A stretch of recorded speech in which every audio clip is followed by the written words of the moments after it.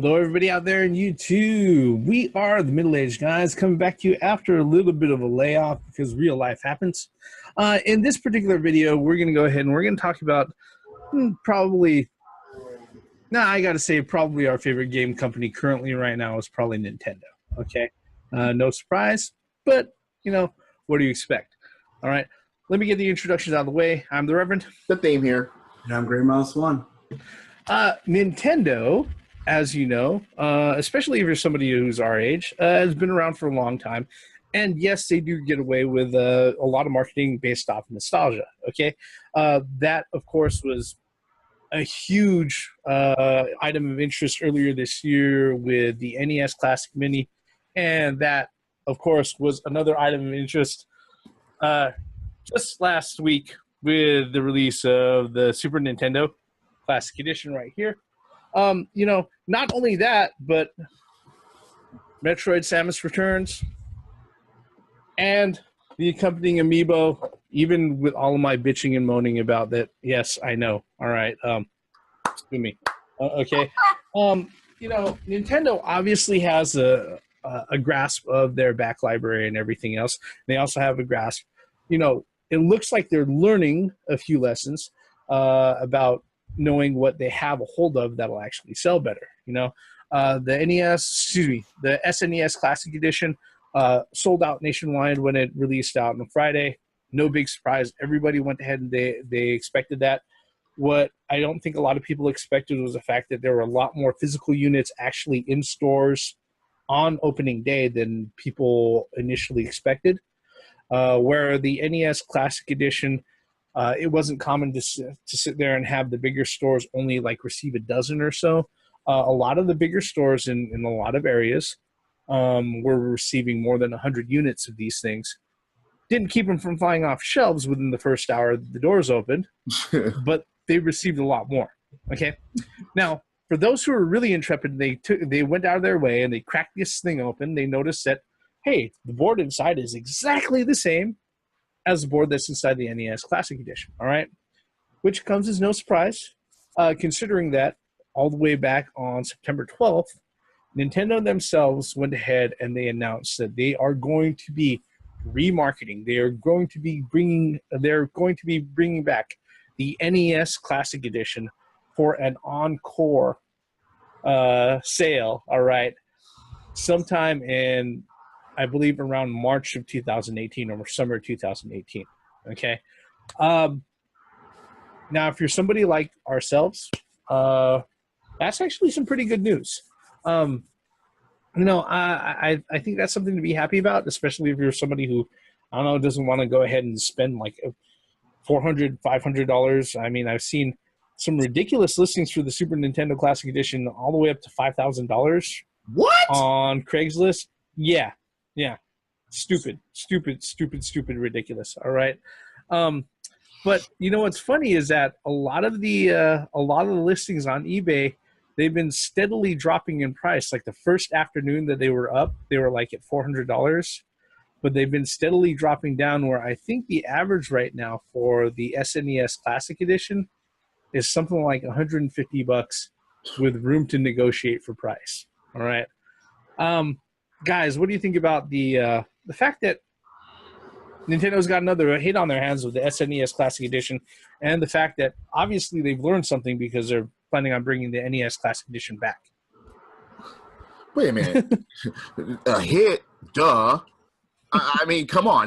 That's just... It was more insulting when it was like, well, we didn't know that it was going to be in demand like that. That was more insulting to me as a gamer than anything else, especially if they saw and looked as to say that everybody was like, oh my God, we're so looking forward to this. Yep. What about you, Grey Mouse? What were your thoughts on all of that stuff, or the newer news regarding a lot of that stuff? I'm just glad that the SNES Mini actually landed in gamers' hands, vice scalpers' hands. Oh, and it's going to stay that way because... Due to the fact that one per customer rule, that looks like all the retailers are holding to it. So hopefully when they do get more shipments in, that everybody will be able to have one or get one. Yeah, because the thing is that with the NES Classic Edition, I think, what was it? They said overall it sold 2.3 million consoles. That was worldwide. That was for like everybody in all of the territories. Yeah, that's not enough. Yeah, for the SNES Classic Edition, that's actually, I think they shipped more than that, like the launch day. Than they did all of the units shipped for the NES Classic Edition. What I think happened was that either Reggie or the investors, or a combination of Reggie and the investors, went ahead and really sat down with the folks at the Japanese corporate office and said, "You guys are fucking stupid, and we are leaving money not on the table but on the fucking floor. Okay, if we don't decide to go ahead and bring back this console, which, honestly speaking, probably the NES Classic Edition probably only costs them like $20 to go ahead and manufacture. The board is the same. All they need is the shells. The fucking wiring and everything leading up to the controllers themselves is probably really similar." And they were like, controller cords longer. Well, yeah, that's the only thing that they're going to have to fix. All right. But it really doesn't make sense that they go back to go ahead and manufacturing it, because everything's the same. It's not like they're using completely different model board or anything. Everything plugs up the same. All right. So it's pretty interesting that they're actually able to do that. This and the fact that Metroid: Samus Returns came back really kind of proves that there's a lot of value in their back library, and that people look. Here's the thing: if you're sitting there, you're saying, "Well, people are just nostalgic for it," to a point. But what you cannot deny is that these fucking things have good games on them. Okay, which I really can't talk about, considering other things that are on the horizon, like the Atari box. All right, but that's another video. We covered that someplace else. Okay, but it seems like with this particular type of product hitting the store shelves and everything, everybody's kind of getting into it. Thankfully, a lot of the first party folks are getting into it. We know the Flashbacks have been around for a long time. We know the Sega Classic consoles have been around for a long time. Mm-hmm. Not that the build quality for them has ever been all that good, but they've been around for a long time. But this has gotten to the point where even they announced that there's going to be a mini Commodore 64 coming out in 2018. All right. Now I'm going to tell you right now, I was lucky to be exposed to gaming on the Commodore 64.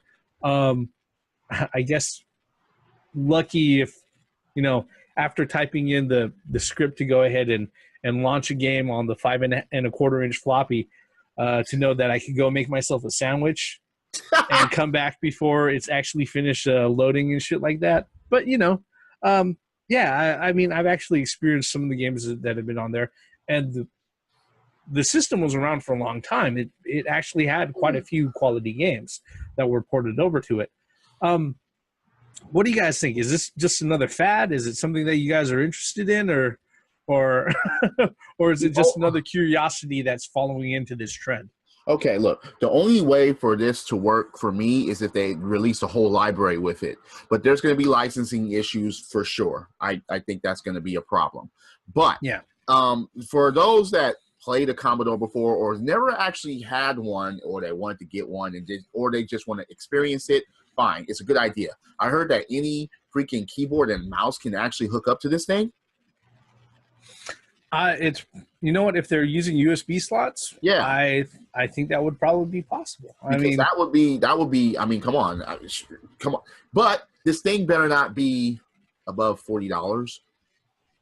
Let's see here. Right now, I mean, I think I'm even saying I'm giving that a stretch. Yeah. Well, right now, from what I'm looking at from the information that they released, okay, The Commodore 64 Mini is a small replica of the console. It features an HDMI output, 2 USB ports. All right. It supports HDMI. Yeah, I know. That's like 120 pixels, 120p. Yeah. Let's see here. HDMI output, 2 USB ports. It supports save states. Comes preloaded with a selection of games. All right. And it's got a full list of games that come listed on it, which is actually a lot better than another fucking console we talked about previously. And here's Atari box. Yeah, and here's the kicker. They say it's going to retail around $70, which which is the price of a brand new game. And I'm looking at their website. It looks like 2030. Looks like it is loaded with 36 games, or at least that's what they have confirmed right now. Okay. The only thing, all right, they better not have load times on this thing. Well, hopefully they don't emulate that, because that would suck shit. No. I will jettison the thought of having it if that's the case. There's no way at this time where they should emulate that for nostalgic purposes. Gray Mouse, what are your thoughts about the Commodore 64 Mini or Classic? So with the Commodore 64 games, you had to open up the game, look in the manual, to type in to make the game run. So, yeah, I hope they don't emulate that. I hope that's the case, too. I hope you have a keyboard and a mouse, and certain joysticks are going to work. I hope you could pick from a list. Yeah. Yeah. I mean, because... So you got to click on it, and then you got to click on it, and then you still got to fucking put in the command. Give me the 5th word on the 20th line of page 9 of your instruction booklet. The instruction booklet will be a fucking Bible at that point. Man. You know damn well that games and gaming consoles and stuff like that do not come with manuals anymore. Yeah. I mean, hopefully the folks who are putting this together, I believe it's the company is Retro Games. Hopefully Retro Games Limited takes that in consideration. The grand thing is that it's really not hard to go ahead and make that part of the UI, part of the launcher and everything else, because the ROMs for the actual games themselves are minuscule. They used to fit on 5.25-inch floppy disks. Right. So, and those were something like, I don't know, 32K or something like that. I was about to say it's 64 kilobits. Yeah. Most of them were not even that big. So, yeah. I mean, 64. Nope. It was called Commodore 64, but it wasn't 64 gigs. It wasn't 64 megs. It was 64 kilobytes. Yeah. Oh. Wow. It's not good. It's not going to get better than this. Well, you know what's going to be very interesting? I'm interested in it. I wouldn't mind reading those text games again. It seems to me like some of those text adventure games are some of the best games that you've played, at least growing up. I mean, it's a wall of text and you got to read it, but you got to type in go right, go left, use sword, use shield. No, I'm not dying by dysentery again. Fuck that, all right? Unfortunately, it doesn't look like Oregon Trail is part of the list here. I'm looking at it right now. No. They're gonna have to make a later list. That game has to be there. Yeah. Well, I know Oregon Trail is actually, I think it's public domain now, and you can actually there are browser versions that you can find out there. Domain, so, yeah, that's public domain. Playing it on your 4K TV. I can't even finish that. What trips me out is you said HDMI. Well, here's the stretch 8 pixels. Wow. Yeah. Well, here's the thing. Clear version of HD Commodore games? With pixels so sharp you can cut your eyeballs with them, pretty much. Yeah. But here's the thing. I mean, all right. Wait, the color palette. Wait, hang on. The color palette of the Commodore 64 is what? 4 colors? 4 colors on screen? Yeah, I think so. 4 or 8. Yeah, 4 or 8, something like that, you know. But here's the thing.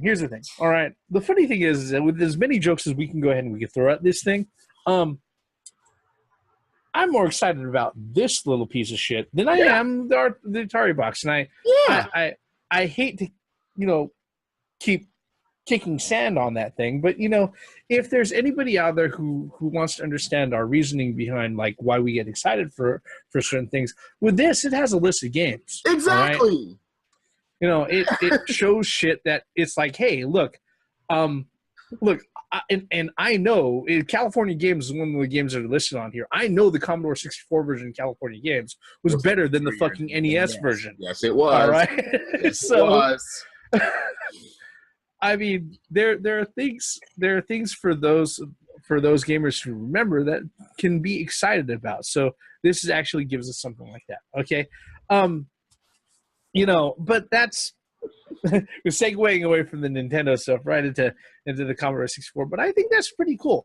But you know, like I said, I think a lot of this marketing stuff, you know, for as much as people fault Nintendo for doing the same exact fucking thing every time, you know, again, they're setting trends that other companies are following into the market once again. You know, yeah, once again, you know, by doing something just a little bit different.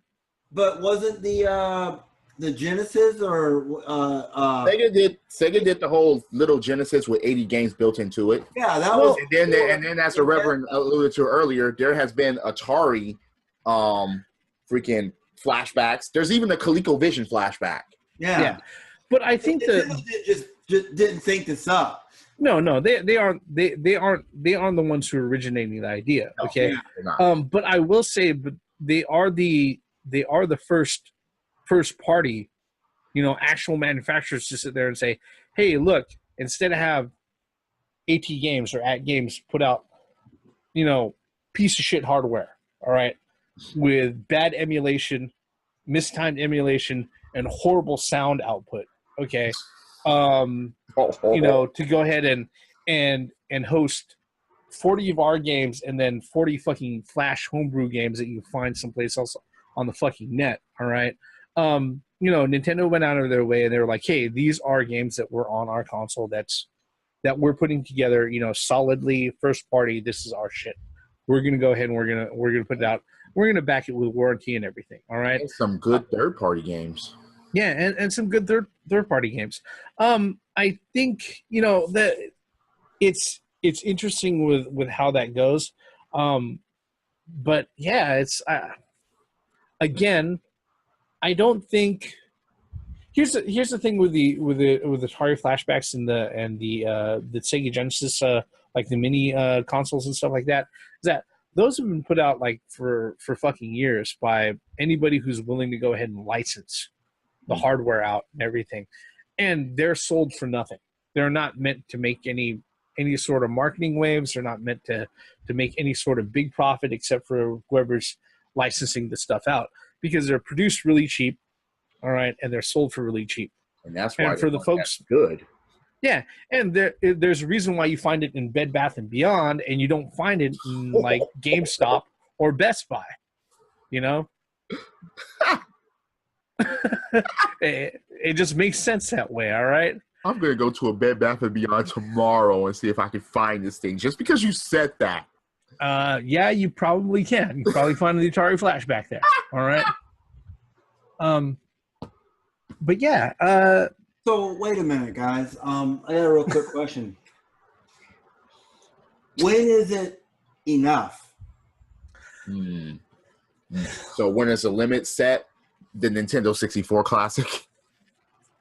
I mean, because the first party companies, Nintendo or whatever, you know, they're going to run this. Is PlayStation going to get smaller than this? They're going to run it into the ground. Yeah, it's called the PSP. PSP can run those games. Pretty much. But I mean, it's like, so what do we have next? We'll have a Saturn Mini. We'll have a Saturn Mini. We'll have a Dreamcast Mini. Sign me up.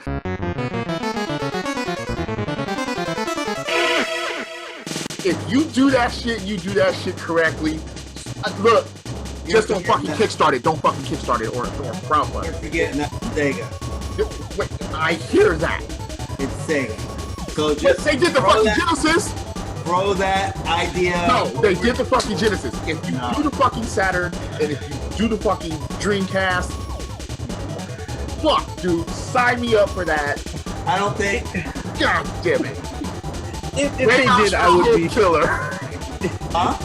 I said, Grave Mouse, you're a hope killer. No, I'm fucking around with you. But look, Grave Mouse, I see your point. I do, because this is Sega, and they're like out, and they won't. But come on, they gotta be looking at this. Who else isn't looking at this? Is going? Well, it's obvious. I mean, Atari's looking at this, going, No, Atari, fuck that Atari box. Look at the Commodore. The Commodore's doing it right. They're releasing their shit with games. Yep, and they're at least announcing games. Yeah, and they're not asking for like close to $300 for the fucking thing. You know, What? and they're producing and they're producing and they're marketing it themselves instead of begging for funds on Indiegogo. Well, see, the problem with it is that Saturn, aren't their games kind of notoriously hard to emulate? Yeah, and the thing is that that's Dreamcast, on the other hand, Dreamcast games are not. Dreamcast, on the other hand, is different. But Saturn, But the thing about it is, if they're going to put certain games on there, then it won't be. It'll just be all right. It'll be past emulation at this point because certain games were arcade perfect. Yeah, I think if the trend continues the way it goes, thankfully, all of that stuff is possible. Unfortunately, whether or not it actually happens, is something completely different altogether. I'll put another Sega Saturn thing down here. I'll put another Dreamcast thing down. I have two of each already. Fuck. If you give me fucking something like that with a certain library of games, shit. I mean, all you gotta do is do a quick search on the internet now, and you'll see. You know, they're saying that Nintendo 64 Mini. Well, yeah, because the hardware can handle it. It's really easy. The hardware can handle it. So I mean, you know what I mean. So I don't think this is going to stop anytime soon. But eventually, it's going to hit a brick wall, and I just hope that it doesn't hit it hard. You know. Well, look at how many Atari Flashbacks there are. Well, I think the one thing for me personally is that I think they're a good way to go ahead and preserve timeless classic games for each and every console. Okay? No, I agree with that. Granted, with a lot of these consoles, the library is so big you can't have enough games on it. Okay, no. That's not going to stop modders from hacking the fuck out of it and dropping 900 titles into it, anyways, because they're going to learn how to do that. Yeah. But one of the things that's that we got to go ahead and that I especially get kind of excited about is that, look, if there's a way that, especially when it comes to the disc-based systems, the GameCube, the Saturn, the PlayStation like theme brought up, the Dreamcast. Look, I know those are all disc-based systems and they've got moving parts and all of that has a shelf life. Okay, all of that stuff is going to break down sooner or later. All right, if you're going to ensure to me a way in the future that I can play some of the best games in perpetuity without having to worry about the moving parts in a solid state system, I'm all for that, really. Okay, just don't sit there and be really, really vague about like what's actually included in the box. Okay, don't sit there and try to market to me on real wood finish. Okay. And you better come to me correct saying, hey, look, we're really serious about actually manufacturing this thing. We're going to put some real effort into it instead of begging for my shit on Indiegogo. Yeah. Maybe this is the way that the American Dreamcast Mini will incorporate the American Shenmue 2 on it. Quite possibly. No? Yeah. Is there any other thoughts that we have on this particular trend, guys, or anything else we want to go ahead and throw onto the pile? All I gotta say is Nintendo, if you're gonna you are gonna release the minis, the classic editions. Come on, stock the fucking shelves to the point where the stock is going up to heaven. Because regardless of what you do, this thing is gonna fly off the shelves. It will. I don't think these things are going to sit on shelves for like generations. You still have the freaking Switch that are still flying off shelves. They're getting little stocks and they're just so yeah. I don't think there's no way there's overstocking of these. I don't think there's any way of that. Not anytime soon, anyway. Yeah, I really don't think there's a way that they could sit there and overextend their idea of how popular these sort of things are, especially when it comes to their older established systems. You know, but really, even if they don't get that far, what I really want them to do is, DS player, please, 3DS player, please. A way to play DS and 3DS games on a larger screen, please. All right. Yeah, you have the Super Game Boy. You have the Game Boy player for the GameCube. Yeah. Maybe the next classic will be the Super Game Boy. Would I have a Super Nintendo Mini Classic with the Super Game Boy mini attachment to it that has Game Boy games and Game Boy Color games built into it already?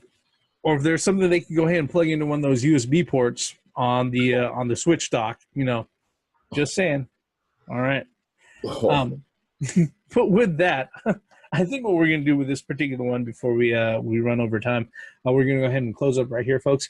What are your thoughts? We really want to know, what are your thoughts on the fact that a lot of these mini systems are coming into vogue? First-party companies are re-releasing a lot of this stuff.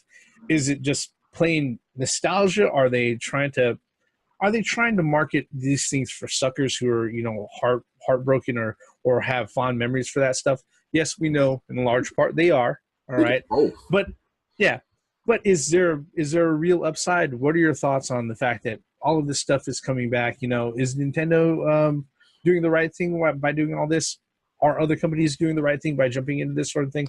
You can let us know by leaving us a comment below. While you're at it, go ahead and mash on that like button. And if you really like what we're doing here and you want to see more, hit subscribe and turn on those notifications so you know whenever we drop a new video out here on YouTube.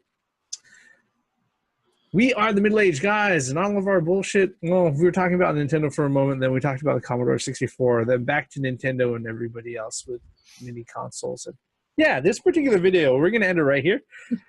I'm the Reverend. The theme here. I'm Grey Mouse 1. Once again, for the benefits of common sense logic and mini console gaming everywhere now, is the Odyssey going to do this? I've already seen electronic football and electronic baseball. They brought those back. Just don't stop with this. Keep it going. Please. Yeah, and bring out more of these.